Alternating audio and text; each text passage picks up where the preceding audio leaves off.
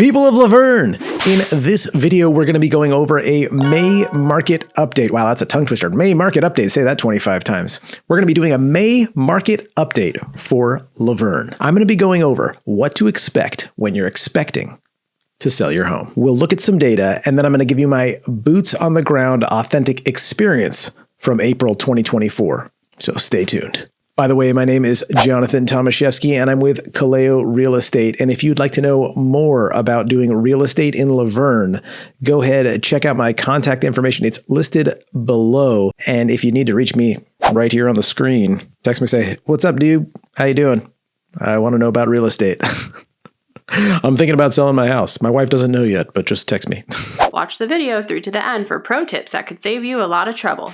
All right, here we go. Diva sellers, the market is still your best friend. It's a difficult market for buyers. And here's why it's good for you as a seller, because there is no inventory. When real estate agents say no inventory, or you see an article, on the internet, no inventory, that means the inventory is the house. There's not enough of them. They're not being literally, there's no houses. It's just being sarcastic because that's what everyone does these days. There's very little houses and there are very many buyers. So the buyers are going, oh my gosh, what is there? Oh, there's only a few houses in this area to purchase. So it's very low inventory. What does that mean for you as a seller?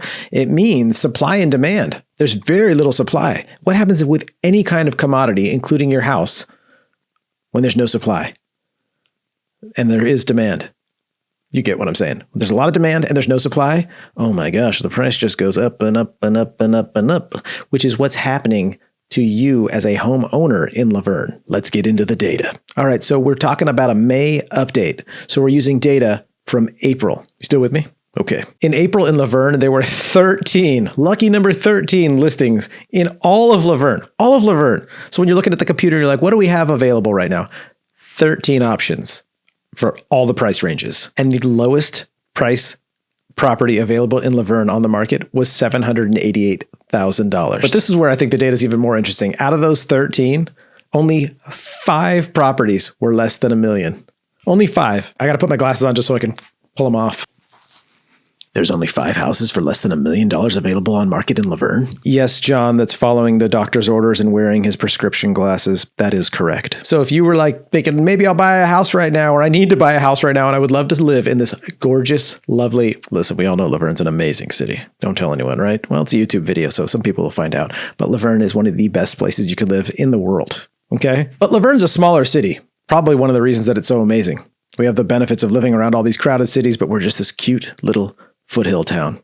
But let's look at some other cities that are close by that are not nearly as cool as us. Glendora. No offense, Glendorians. I love Glendora. I hang out in downtown Glendora. It's a great place. A lot of my friends live there. Our office for Kaleo is there. Huge fan. But let's just compare the stats. Glendora has 51 homes available. Much bigger city. 23 of them are less than $1 million. And the lowest price home in Glendora, $549,000. It might be a condo, but it is a place to live. So if your budget doesn't allow you to get a $788,000 house in Laverne, maybe the runner-up is moving to Glendora. Maybe you already live in Laverne. You're going to sell your expensive house and move into a more affordable house in Glendora. Let's also compare San Dimas. 24 houses are on market in San Dimas. I love San Dimas. It's where Bill and Ted went to high school. We got a great canyon. We got Benelli Park. We got the Rock and Jump if you want to take your kids somewhere to jump. San Dimas, we got Pinnacle Peak. They cut your tie. If you wear a tie at the restaurant, they literally cut it off. It's worth mentioning. In San Dimas, the lowest price home is $620,000. And honestly, I probably would pay that extra $70,000 to live close to Pinnacle Peak. They know how to barbecue a chicken, and their salad has great ranch. An interesting stat, though, for Glendora, San Dimas, and Laverne that we all kind of have in common that you'll want to know as a Lavernian. About 40% of those houses are available for less than $1 million. So Glendora has 51 listings and 23 of them are less than $1 million. San Dimas has 24 listings and 11 of them are less than $1 million. And Laverne has 13 listings and 5 of them. 5 are less than $1 million. Let's look at some more market data. So in Laverne right now, what we're seeing in inventory is that there is currently only 0.73 months supply of inventory. What does that mean, John? I'm not an inventory guy. I'm not a stats guy. Well, neither am I, but I have to be for real estate. So let's check this out. There used to be about 1 month supply. And over the last year, it's been shrinking down more and more and more. In fact, we've lost 34%. So now it's less than a month's supply. What that means is that if nobody listed their home for the rest of April, all the way up until now when I'm making this video in the first week of May, in the earliest of May. If nobody listed their home that whole time, those 11 houses would be gone in 0.73. So 75% of a month, not even a whole month. Am I mathing right? Am I mathing it right? I don't know. You can judge me. My brother's an engineer. He can judge me. So as a seller, what you need to know is like, hey, this is actually like great news for you. Again, supply and demand. Now there's even less supply gradually happening. And the demand is like, dude, so prices are either stabilizing or going up. They're likely to continue going up, which is a super bummer. If you're a home buyer and you're like barely able to afford to buy a home, it's getting harder and harder. But if you're a home seller, you're sitting on this asset that is growing and growing in value. It's not always going to do that. Don't get too excited. This is the problem. Pride cometh before that fall off your horse, seller. You're sitting up there and you're going, I am a diva seller. I can pick whoever I want. This is great. But we don't know how long that's going to last. And I'm not trying to put the fear in you over that. I'm just letting you know. Not salesy. I'm not like, you got to sell your house now, dude, or it's over. You're missing your opportunity. I'm not that guy. I'm a real estate professional. I don't like the salesy part of all this. So I'm just going to tell you, you do what you're going to do, and I'm going to love you either way. Here we are. The list to sold price. The list to sold price is at 103%. What that means in regular people talk, like you and me, it's a fancy way of saying homes are selling above their asking price. So you list your house for $800,000 and there's a good chance you're going to get even more. Not guaranteed. And by the time you list your house, if you call me today and we list it in 2 weeks or 7 days or 2 days, it could all change.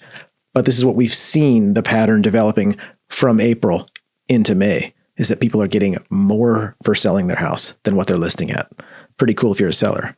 Pretty bummer if you're a buyer. I think everyone should be cautious though, because if you're a seller, I would say don't count your eggs before they hatch. And if you're a buyer, you need to be cautious by going, oh man, so if I want a house that's this price, I might need to be looking at houses that are actually a little bit less. And that's been going on forever in Southern California because we've been a seller's market for a very, very long time. Very long time. So houses are moving really quickly right now. Moving meaning selling. So the median days on market is only 11 days, which totally ties back to what we were saying before with the inventory being at 0.73%. Less than a month. I mean, they're on market for 11. That means they're just in escrow. You're like, oh, you're on the market for 11 days. And then somebody's in escrow with you. Pretty cool if you're a seller. If you're like, oh my gosh, my daughter lives in Austin and I want to live close to her. It's like, well, if we put your house on the market, if we price it properly, there's a really good chance in Laverne that someone's going to snag it up and you're going to be in escrow in less than 11 days.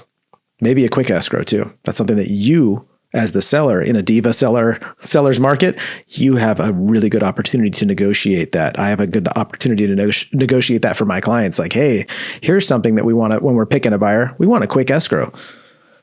Granny Smith, the Apple lady, I'm just going random here. She wants to move to Austin to live close to her grandkids, and she wants to get out of here now. Which one of you buyers can do a fast escrow? Who's got a lender? Who's got cash or a lender that can close fast? So you're in a good spot that way. And if you want to move slow, also, if you're like, hey, I want a 3-month escrow, we could probably find you a buyer there. Buyers are willing to do what you need as a seller. The median sold price in Laverne is currently $875,000. That means half of the sold properties are above that and half are below that. That's what professionals in the statistician of real estate world would call a healthy seller's market. I just want to read you some of the text from the stats. I didn't write this. Overall, these metrics paint a picture of a highly competitive real estate market with low inventory levels, quick sales, and increasing prices. Buyers may need to act fast and be prepared to pay above asking price, while sellers can expect to see their home sell quickly and potentially for more than they anticipated. Again, I didn't write that, but it was fun to read it. It sounds intense. Bonus tip time. Thanks for sticking around for your bonus. All right. So let's say you want to sell your house, but you also want to buy another house. Traditionally, something that has been offered, and I have had clients that want to do this, and we've done it. It's been great. It's called a contingent sale. What this does is it makes you comfortable as a seller. Say, hey, when we write up this offer, we're also writing this offer up for this next house that you want to buy, contingent on the sale of the house that you currently are selling. it's great because it builds confidence with you to know you're not going to be out on the streets, and you can kind of try to weave a whole deal together. Traditionally, it's worked quite well, but with super low inventory and the fact that you're in a major seller's market, remember, I told you sellers, you are the diva right now. But what you do when you have a contingent sale is you kind of tie yourself up and turn yourself into a not as great of a deal, because now not only are you a diva seller, now you're at the bottom as a buyer trying to say, hey, please pick me. And you're making a more complicated deal. So if I'm representing a seller, for example, and I have 5 offers to choose from, and let's say 3 of them are close to being very equal offers, very strong offers, buyers that are really fighting hard to win this property. If one of them is a contingent sale, unless I really know that other agent and really trust that other agent representing that buyer, there's a good chance that I'm going to advise you. Now, you have the final say. Remember that. Always remember that. As a client of mine, you have the final say. But I'm going to advise you to not choose the buyer that has a contingent sale. And here's why. With real estate, what we really want when we're representing our clients, we want the highest chance for success, and we want to pick partners for our escrow, collaborative partners, whether you're the buyer or the seller. We want to pick the other person, the other team that has the lowest risk of wasting your time and your money and falling out of escrow. Sometimes you don't have a choice, but in SoCal right now as a seller, you most certainly have the choice, even if it's between 2 buyers trying to buy your property. So let's bring this back. I'm representing you as a seller, but we're writing up an offer contingent on this sale because I'm also representing you, not as a speech therapist, as a realtor. I couldn't do that, as you can tell. I'm representing you as a buyer in this other transaction. And now when I'm going to this seller saying, hey, pick us, they're going, you're high risk. And I understand where they're coming from. So what I would recommend is let me strengthen you by listing the property without making offers on the other property contingent, and having a plan in place for you to either agree with the buyer of the property that's listed to let you stay as long as you need in the house while you're working on landing your next house. And because it's a big seller's market, it takes away the stress of you worrying about, well, will a buyer agree to that? Yeah, a lot of buyers will agree to that. It is one of the easiest ways that a buyer can say, all right, here's how we can win this escrow. We let this seller stay in their house for a little bit longer. We let the seller stay in their house for an extra month, 2 months. Sometimes we negotiate that the seller, once escrow closes, will pay mortgage, taxes, and insurance. Sometimes you'll have a buyer that says, hey man, I'll let you stay for free. I'll pay the mortgage for a couple months. Just let me buy your darn house. Either way, there's a good chance in this market that we're able to do that. And then you can make your offers on your other properties without them being contingent. It puts a lot of strength in it. Not everyone has that opportunity, but I think right now many sellers do in Laverne. So it's something for you to keep in mind. And I know it sounds very complicated. I tried to make it as simple as possible, but you know what? If you want to talk more about it, I can explain it again. I can draw little pictures on it. We can go out for sushi and I'll draw pictures on napkins, or I'll bring my notebook and explain it to you. Either way, thanks for watching this video. Go ahead and drop a like, leave me a comment, reach out if you need. All my information's below. Again, my contact information, you can just text me right here. Thanks. Have a great day. Love you, Lavernians.